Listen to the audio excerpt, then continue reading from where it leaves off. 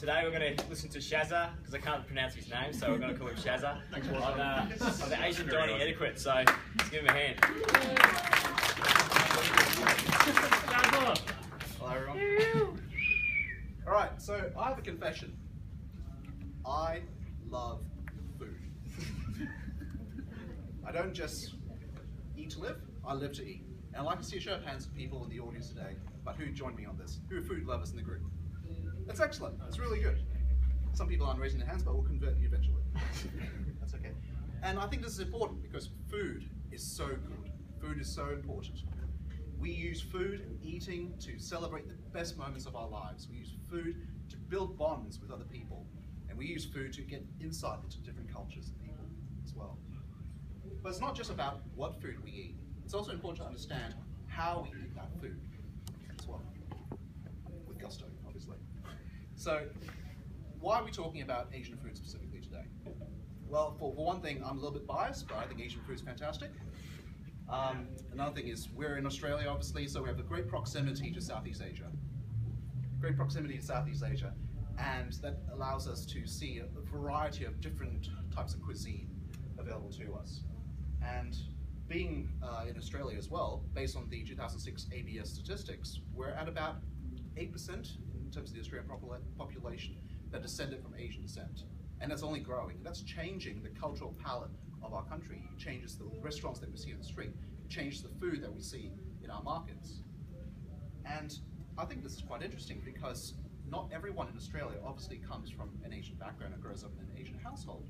So the culture and how we eat our food, I think, is something of interest, and I'd like to share that with you today. So just a few caveats. A lot of this presentation is going to be talking about what I would deem rules, just for lack of a better term. And not all these rules apply to every single environment. Obviously, you have formal dining settings and more casual dining settings. It also depends on who you're eating with. You're eating with family and friends, or you're eating with business colleagues, people. And also, as a warning, this is an invitation to use these transgressions against me in the future if you're ever eating with me, so definitely don't hold me to the rules that we talk about today, or at least not all of them. So, in terms of a cultural framework to talk about, I'll try to provide as much context as possible, but overall, a lot of the rules come down to a few broad categories. The first is, it's just bad luck. Don't do that because it's considered bad luck. Second, it's probably related in some way to death, which usually means it's bad luck, so don't do it. And the third one is, it might be unsanitary, or it's not something that's considerate to the people that you're dining with, so just try and avoid it. So just a little bit about me, in terms of my perspective. So I was born in Malaysia. I lived in Southeast Asia for about 15 years, so I guess I know a little bit about it. I had a mother and a grandfather who were very pedantic in terms of culinary etiquette and cuisine, especially with regards to Chinese food and how you hold your chopsticks, which we'll be going through later as well. And part of that obviously is framed by my parents, so any errors that I hear about today will obviously be forwarded to that lovely woman over there. And in terms of passing on my insight to my children, that's something that's very important to me as well, so I want to make sure that I'm passing on this heritage. So the mixed bag of rules that we'll be going through today are largely broken into three categories. The first one is how to eat with your hands. Second is how to eat with chopsticks. And the third is what do you do when you're eating with other people at the table. So, hands. Having two kids, I can speak with some authority when I say that everyone at some point learned to eat with their hands. And at some point, we're told to stop. We said, no, don't eat with your hands. Pick up that fork, pick up that spoon. Don't get all this mess everywhere. And I think that's a shame, because it distances ourselves from our food. It means there's something between us and we lose that connection with the food. And some food is just better to eat with your hands. Think of like a big rack of ribs, fried chicken, or big juicy burger. And in Southeast Asia, you extend this to other types of food as well, like rice and roti, and things like liquids like dals and curries. So this is not something that you normally see in Australia. What are the rules that you need to apply when you're eating with your hands? Well, the first one, and it's probably the most important, wash them. Wash your hands. It's so important before you eat because a lot of food is communal. You're sharing food with shared plates, so you need to wash your hands before you dive right in. And I still find, after more than 10 years in Australia, I feel uncomfortable that a lot of restaurants don't have basins for you to go wash your hands. It's quite peculiar to me, but it's very common in Southeast Asia. You go to Macca's, you see a wash basin right next to the checkout. Wash your hands. Second thing is, use your right hand. I'm sorry, lefties, but yeah, use your right hand. You have to use your right hand. And there are two common explanations for this. The first one is largely superstitious. The left hand is the hand of the devil, or the left hand is evil. And it's something that extends back to a lot of different cultures. You think about the Latin words for right versus left. The Latin word for right is dexter, which is the root for dexterity, skilled, being able to do something. Think of the Latin word for left, sinister, evil. The other reason that is commonly cited is it's just sanitary. So you use your left hand to wash yourself, and you use your right hand to feed yourself.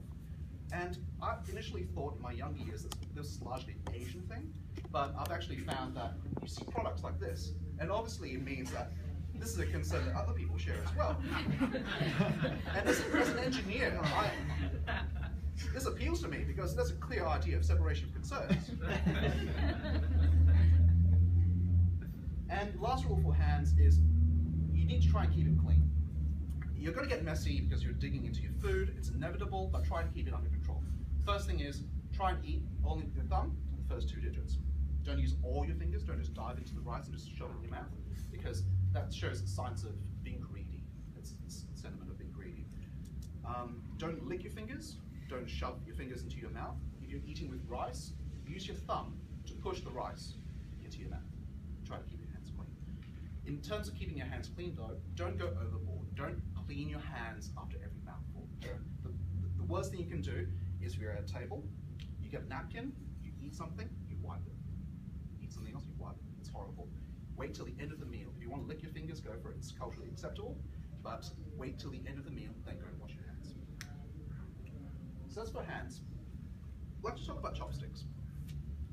Got a pair here. So just want to talk about the philosophy and the makeup of chopsticks. Obviously 2 sticks, but they never should be separate. It's always one. It's one entity. It should never be uneven. It's always together. The bottom stick stays stationary in the bottom hand. Top stick is held like a pencil. You close it like that. You never cross the chopstick at the back. So that's how you hold a chopstick. I'd like you to think about the idea behind a chopstick. Like we've just talked about hands. And chopsticks are in essence an extension of your hand. So a lot of the same rules that we talked about with hands apply to chopsticks as well. Effectively your fingers. And think about the difference between chopsticks and other utensils that we use to eat. We use chopsticks to embrace our food. It's textural, it's something you can feel with a chopstick. There's very few other utensils that you can use to pick up something, and before you even touch it, before you even taste it, you can tell what the quality is like. If you think about picking up a dumpling, it's perfectly cooked, soft, yields to pressure. This set of chopsticks is often called a waribashi, which is effectively a disposable chopstick. Something you see a lot of people do when they first get chopsticks, they do this. You're not in the Boy Scouts, you're not starting a fire. The explanation for that is to try and remove splinters. Don't do that. It suggests to the establishment that you think they're giving you cheap chopsticks. If you think you have splinters in your chopsticks, throw them away. They're cheap. Get another pair. Also, it's not a spear. Don't use your chopsticks to pierce your food. Remember that your chopsticks are an extension of your fingers. Now, aside from maybe chisels, you wouldn't actually pierce your food with your fingers, so don't do it with your chopsticks. And if you find it difficult to pick something up, use a spoon. Don't use your chopsticks, or ask for a fork. We often also have communal serving dishes as well. And if you're eating from a communal dish, don't use the chopsticks, or at least the end of your chopsticks that's gone into your mouth. Quite often you will have serving chopsticks there. So use those, or if you are using Chinese long chopsticks, invert them and use the other end of the chopsticks if you're serving other people. Also, don't pass food from chopsticks to chopsticks. It may seem like a fun thing to do, it's a test of skill perhaps, but it's actually considered to be very bad luck. It's actually very similar to a funeral rite that you use when you are burning the ashes and you're passing bones with the chopsticks on your relatives. So it has similarities to death, once again, which is bad luck, don't do it. Now, as you're eating your meal, obviously at some point you'll need to pause. and quite often you'll have to put your chopsticks down. So where do you put your chopsticks? Don't put them in your mouth while you're thinking about things. Don't put them on the table. Quite often you'll have chopstick holders, or you can put them on your bowl or on a plate. Definitely do not shove them into the rice bowl. Worst thing you can do is shove your chopsticks into the rice bowl. The reason behind this is very bad luck because it symbolizes, or it's very similar to incense sticks that we used to pray to our dead. So don't do that. Don't cross your chopsticks on the table. Food stylists and photographers love to do this because it adds interest to the picture. It's actually, once again, very bad luck. Crossing your chopsticks indicates death, so don't do that on the table. What doesn't indicate that? So, just as a bonus, I guess this applies to most utensils that you eat with, so don't use your chopsticks as drumsticks. I know it's very tempting, but don't do it, right? So, now you're at the table, you know how to use your hands, you know how to use your chopsticks. So what do you do when you're eating with other people? Now, the first thing to remember is we talked about building bonds with others, especially your family. So serving other people is very important. And there's an order which you have to serve people. You can serve people from the eldest all the way to youngest, you put yourself dead last. You always serve yourself last.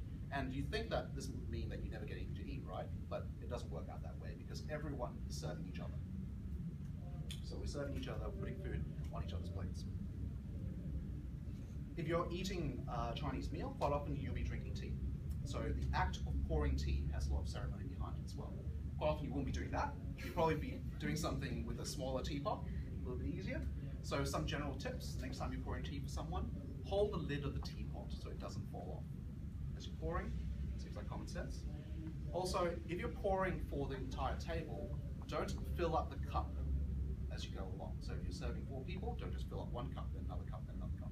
The reason behind this is the tea, loose leaf tea, the teapot, quite often is mixed together.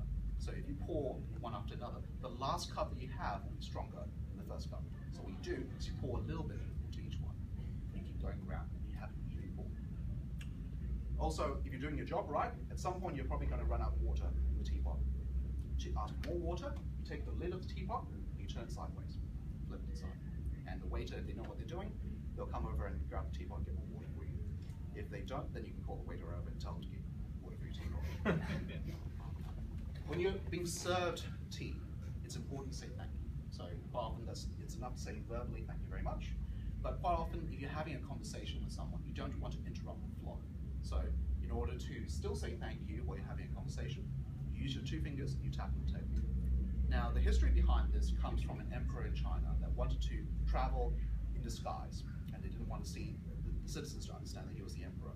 And he was serving tea to one of his servants in a tea house. And that was obviously a huge honor for the servant. And the servant wanted to bow to the emperor. But in doing so, he would obviously reveal that that was the emperor. So what he did instead was he bowed with his fingers. So that's where this comes from. When you're eating whole fish at a Chinese restaurant, after you eat the first layer of fish, don't flip the fish over. What you do instead is you take the skeleton of the fish off the fish and then eat the rest of the meat underneath it. Now, the history behind this comes from Chinese fishing villages, where the fish and fishing was considered a livelihood. So, turning over the fish or capsizing the fish was symbolic of capsizing the boat or the livelihood. So, don't do it. It's bad luck. But not related to death. I'm glad. Yeah, boat capsized. And I've saved the best for last, because this is a rule that everyone loves to break. Don't mix your wasabi and your soy sauce. I'm going to let that sink in for a second. Don't mix your wasabi and your soy sauce. These are condiments that are supposed to be enjoyed separately. It's also even worse when you're eating sushi, because if you're eating sushi and you add wasabi to your sushi, you're suggesting to the chef that they haven't put enough wasabi on food. If you're eating sashimi, it's a little bit better, but what you do then is you add the wasabi to the fish, and then you dip your fish into the soy sauce. They're 2 separate things. So, coming to the end, these are just a few guidelines obviously, and I'm sure there's a lot of information to take in, but my suggestion, take it easy, relax. Some meals are supposed to be informal, especially meals that you have with friends and close friends. They're not going to judge you, maybe. But some meals like shabu shabu, for example, in Japan, or steamboat in China. They're supposed to be family meals. So a lot of these rules are thrown out the window, they're relaxed. And with these rules, if you did have to remember a handful of them, just remember 3. The first one is don't stick your chopsticks in the rice bowl. Don't stab food with chopsticks and eat with your right hand. I'm pretty sure most Asian mothers, if their children were doing these things or breaking these rules, they'd be horrified. So these are the things that you just have to keep in mind. But the rest of them obviously are important as well in different situations. And with that, that's the end of the talk.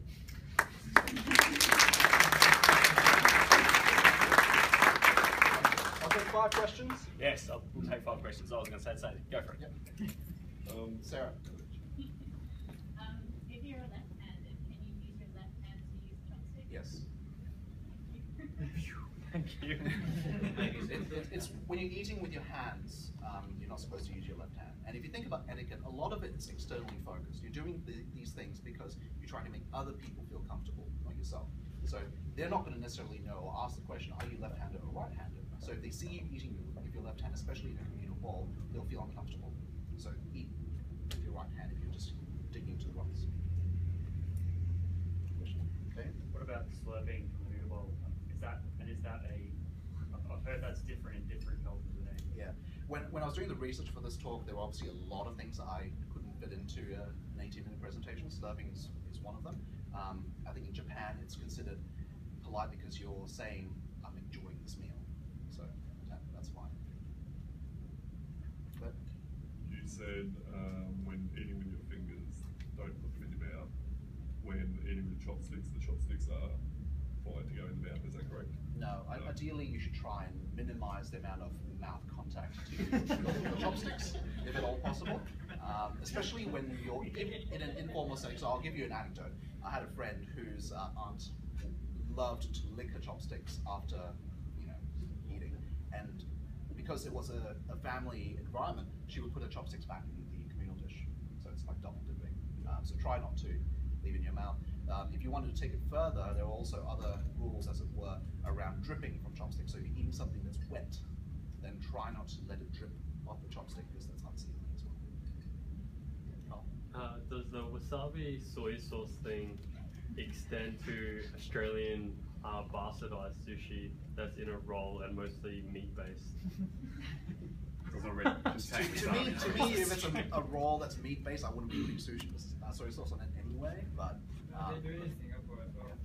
you do as you wish. And a lot of these rules, if you're trying to fit in, as it were, in Asia, a lot of these rules are broken by the Asians, right? So the rubbing of chopsticks together, you see that everywhere. Like I was taught that as a child by my mum, like do this, it gets rid of the splinters. And it was only later that I started to understand, actually, that's maybe not such a good idea because it suggests that the chopsticks are inferior quality.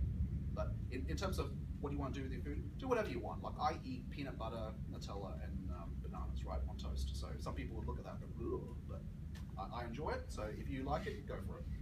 But if you're in a fine sushi restaurant and you're mixing your wasabi and you get your chopsticks and you put it, stop mixing it around like you normally would, getting every bit out, and people are looking at you funny. Now you know why. Right? You can still choose to do it, but at least knowledge is power. Got one more question. Talk about double dipping. Is that acceptable, not acceptable in any culture? Well, Double dipping, if you're with say, a business colleague, it's not something you shouldn't be doing. If you're, say, serving food to your grandmother and you use the mouth end of your chopsticks, I'm pretty sure she wouldn't mind. But if you're serving someone else, like if you're in a business meeting, what you would do is you would invert the chopsticks, turn it around, and then you'd serve them. Something I didn't manage to fit on the slides, but I think is quite pertinent with some of those questions is never serve yourself or never eat directly from the communal plate. So if you have a dish in the middle, don't dive in and then go straight to your mouth. Always put the food on a plate or your bowl first. And likewise, because you're never transferring food chopstick to chopstick, always put food on the communal plate of the person you're serving or the bowl that you're serving. Don't try to feed them, unless it's that sort of engagement. Great. All right, everyone give me a